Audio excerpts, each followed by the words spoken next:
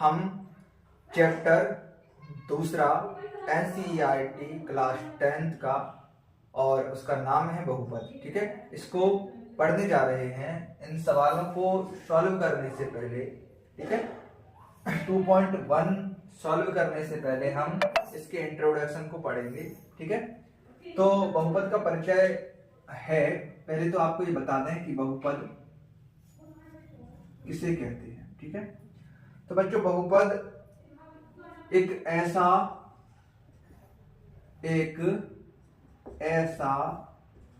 बीजीय व्यंजक, एक ऐसा बीजीय व्यंजक है जिसकी घात 0 या धनात्मक संख्या हो, है ना।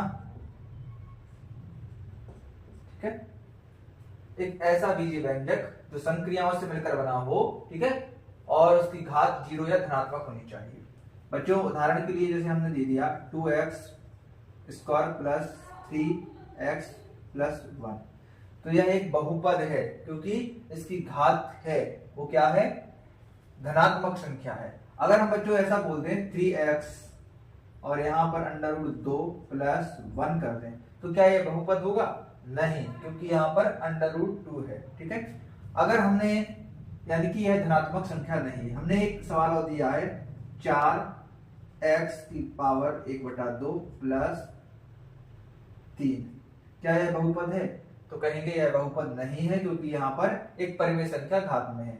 तो बहुपद वही होगा, ठीक है, बहुपद कौन होगा? जिसकी घात एक धनात्मक संख्या हो, ठीक है, एक पूर्ण संख्या हो। ठीक है, जैसे हमने दे दिया 4x प्लस 1, तो यह एक बहुपद है क्योंकि x की घात कितनी है?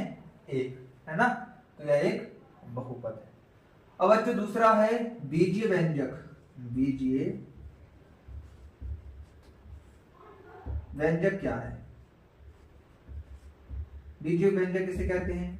बीजीय व्यंजक वह होते हैं जो चर और अचर संख्याओं से मिलकर के बने होते हैं। ठीक है, जैसे 4x प्लस 3, यह एक बीजीय व्यंजक है। ठीक है बच्चों, चर संख्याएं किन्हें कहते हैं और अचर संख्याएं किन्हें कहते हैं, इनको आपको पता होना चाहिए।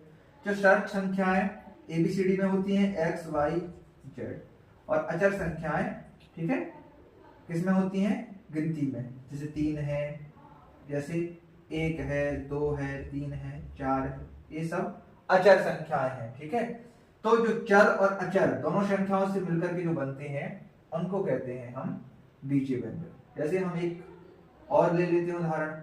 हमने कहा 3x square plus 2x plus 4, यह एक बीजीय व्यंजक है और साथ में बहुपद भी है। ठीक है, तो आप बहुपद समझ गए, बीजीय व्यंजक समझ गए, चर संख्याएं और अचर संख्याएं, इनके बारे में आप समझ गए हैं। हम इसको 0 लेकर के और देखते हैं। 2 और x की पावर अगर हमने 0 कर दिया, ठीक है, तो बच्चों x की पावर जब 0 होती है तो उसका मान हमेशा 1 होता है। ठीक है, x की पावर 0 हो तो उसका मान हमेशा 1 होता है, और 0 होता है तो उसका मान 1 होता है। तो 2 × 1 क्या हो जाएगा? 2। ठीक है बच्चों, तो यह क्या है? एक अचर बहुपद है। ठीक है, क्यों? अब हम पढ़ेंगे बहुपदों के प्रकार। ठीक है, तो बच्चों बहुपदों के प्रकार में पहला बहुपद है रेखिक बहुपद, है ना, रेखिक बहुपद। बच्चों रेखिक बहुपद क्या कहलाता है? वह बहुपद जो किस प्रकार का हो? ax plus b, ax plus b type का हो, यानी कि x की घात, यानी कि चर संख्या की जो घात है वो 1 होनी चाहिए। ठीक है, वो कहलाता है रेखिक बहुपद, जिसपे घात सिर्फ 1 हो। ठीक है, एक घात वाला बहुपद रेखिक बहुपद कहलाता है। जैसे हमने इसी टाइप से लिखे, एक की जगह पर आप कोई भी संख्या लिख सकते हो, 1 2 3 4 5 कुछ भी, और b के स्थान पर भी आप कोई भी संख्या लिख सकते हो। जैसे हमने लिख दिया 2x प्लस 3 उदाहरण के रूप में, तो यह एक रेखिक बहुपद है क्योंकि इस पर घात कितनी है? 1। ठीक है, हमने एक उदाहरण लिया 9x, तो यह भी एक रेखिक बहुपद है क्योंकि घात क्या है? 1 है। अब है द्विघात बहुपद। अच्छा, द्विघात बहुपद क्या होता है? ऐसा बहुपद जिसमें चर की घात 2 हो, ठीक है, जैसे ax² प्लस b, इस टाइप का होना चाहिए। जैसे हमने एक उदाहरण लिया 4x² प्लस 5, यह एक द्विघात बहुपद है, ठीक है। और भी उदाहरण ले सकते हो 9x² प्लस 3, ठीक है। अगला है त्रिघात बहुपद। त्रिघात बहुपद क्या होता है बच्चों? त्रिघात बहुपद में जो समीकरण बनता है वो इस तरह से बनता है ax³ plus bx² plus c, ठीक है। x की घात 3 होता है, b पर घात होती है और c सिंगल होता है, ठीक है, इस पर घात नहीं होती है, ना ही यह डिजिट में होता है, तो ना ही यह चर संख्या में होता है, ठीक है। तो यहाँ पर 8x³ प्लस 4x² प्लस 5, ठीक है। तो यह क्या हुआ? एक त्रिघाती बहुपद है, ठीक है। अब बच्चों, बहुपद की घात किसे कहते हैं? जैसे हमने कहा कि बहुपद की घात बताइए, इसमें से बहुपद की घात क्या है? तो बहुपद की घात किसे कहते हैं? कोई ऐसा बीजीय व्यंजक जिसकी घात, जिस समीकरण में, बीजीय व्यंजक में जिसकी घात सबसे ज्यादा होती है, सबसे बड़ी होती है, उसे हम बहुपद की घात कहते हैं। जैसे हमने कहा इसमें बहुपद की घात बताइए। घात बहुपद। त्रिघात बहुपद क्या होता है बच्चों? त्रिघात बहुपद में जो समीकरण बनता है वो इस तरह से बनता है ax³ plus bx² plus c, ठीक है। x की घात 3 होता है, b पर घात होती है और c सिंगल होता है, ठीक है, इस पर घात नहीं होती है, ना ही यह डिजिट में होता है, तो ना ही यह चर संख्या में होता है, ठीक है। तो यहाँ पर 8x³ प्लस 4x² प्लस 5, ठीक है। तो यह क्या हुआ? एक त्रिघाती बहुपद है, ठीक है। अब बच्चों, बहुपद की घात किसे कहते हैं? जैसे हमने कहा कि बहुपद की घात बताइए, इसमें से बहुपद की घात क्या है? तो बहुपद की घात किसे कहते हैं? कोई ऐसा बीजीय व्यंजक जिसकी घात, जिस समीकरण में, बीजीय व्यंजक में जिसकी घात सबसे ज्यादा होती है, सबसे बड़ी होती है, उसे हम बहुपद की घात कहते हैं। जैसे हमने कहा इसमें बहुपद की घात बताइए, तो सबसे बड़ी संख्या कौन सी है? सबसे बड़ी घात कौन है? 3, तो इसकी घात क्या हो जाएगी? बहुपद की घात 3 हो जाएगी, ठीक है। हमने इसमें कहा बहुपद की घात बताइए, तो आपने 3 बता दिया। हमने एक बार कहा बहुपद की घात, लिख देते हैं बहुपद की घात, ठीक है। तो क्या करना है? सबसे बड़ी घात देखना है, सबसे बड़ी घात क्या है, ठीक है। हमने जैसे कहा 9x² प्लस 2x प्लस 1, हमने कहा इसमें सबसे बड़ी घात क्या है, मतलब इसमें बहुपद की घात क्या है, तो आप बताओगे 2 है। तो बहुपद का शून्यक ज्ञात करना, ठीक है। क्या सीखते हैं? बहुपद का शून्यक, ठीक है, इसको ज्ञात करना सीखते हैं कि बहुपद का शून्यक कैसे निकालते हैं।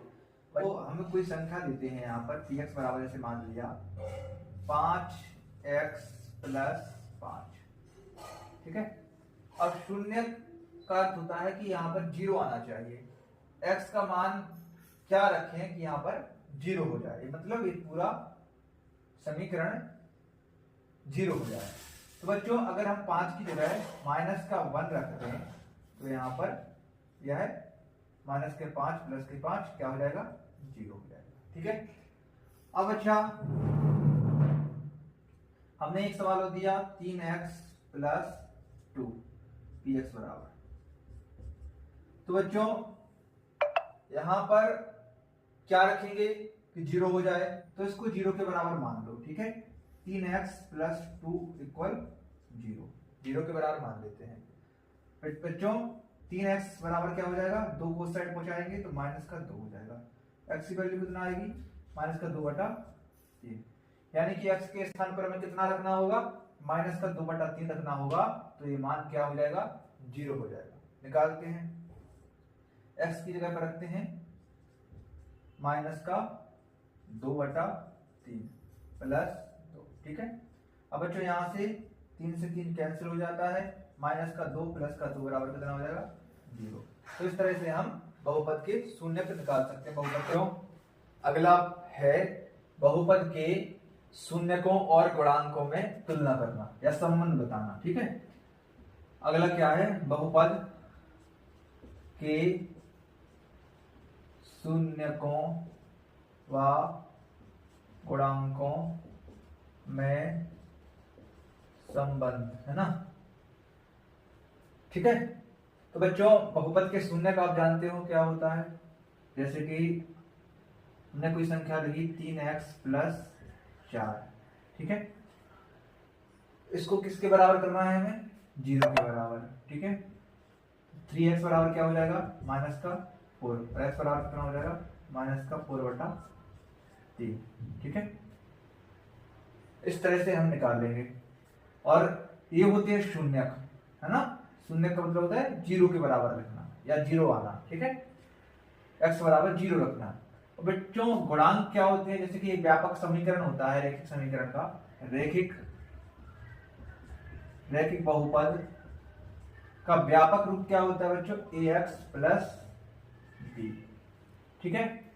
बच्चों यहां पर x का गुणांक क्या है, a और एक b है, ठीक है।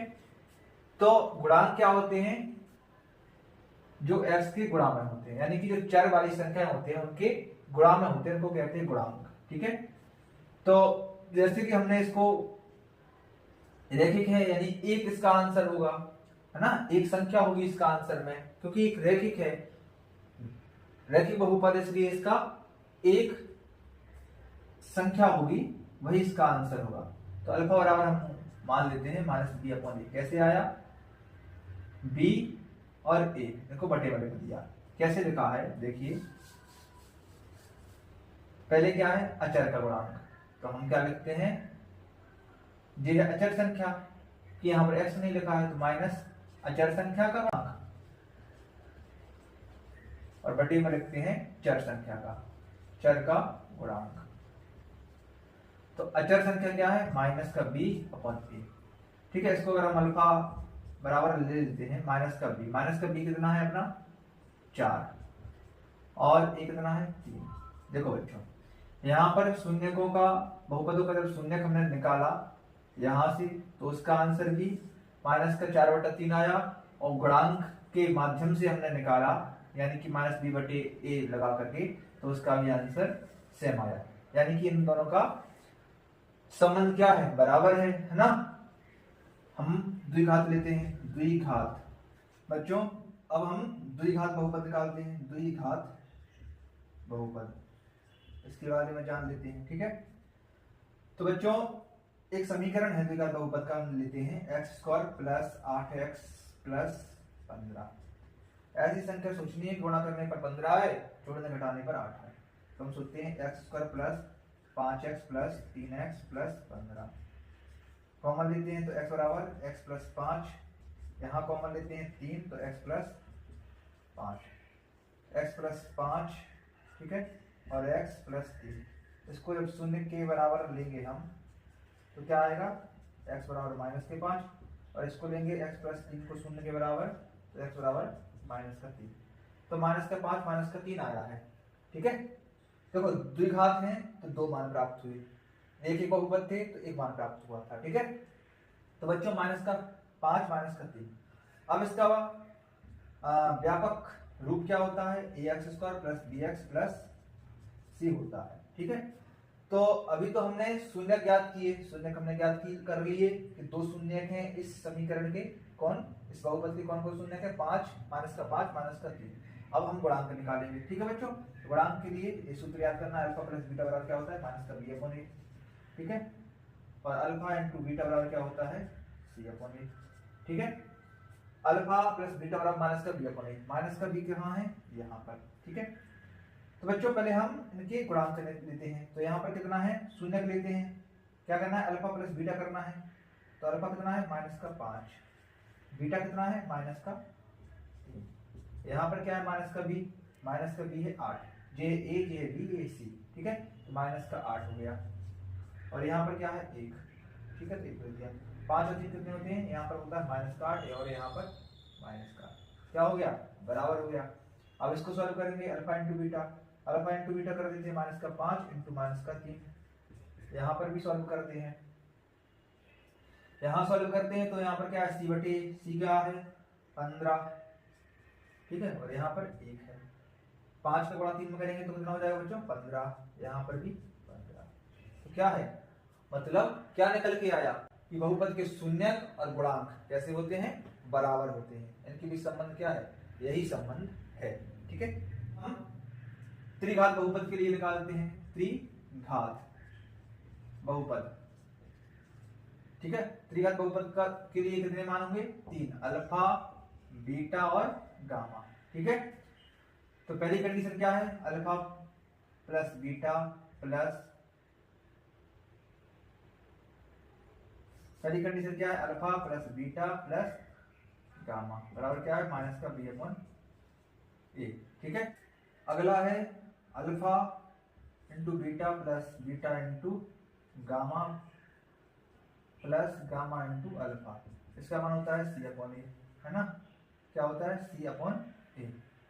और एक होता है alpha into beta into gamma, इसका मान होता है माइनस का डी अपॉन ए। ये तीनों कंडीशनों को आपको याद रखना है। इस तरह से यह आपका इंट्रोडक्शन वीडियो रहा। अब हम सवाल की तरफ चलेंगे, 2.1 के सवाल करना प्रारंभ करें।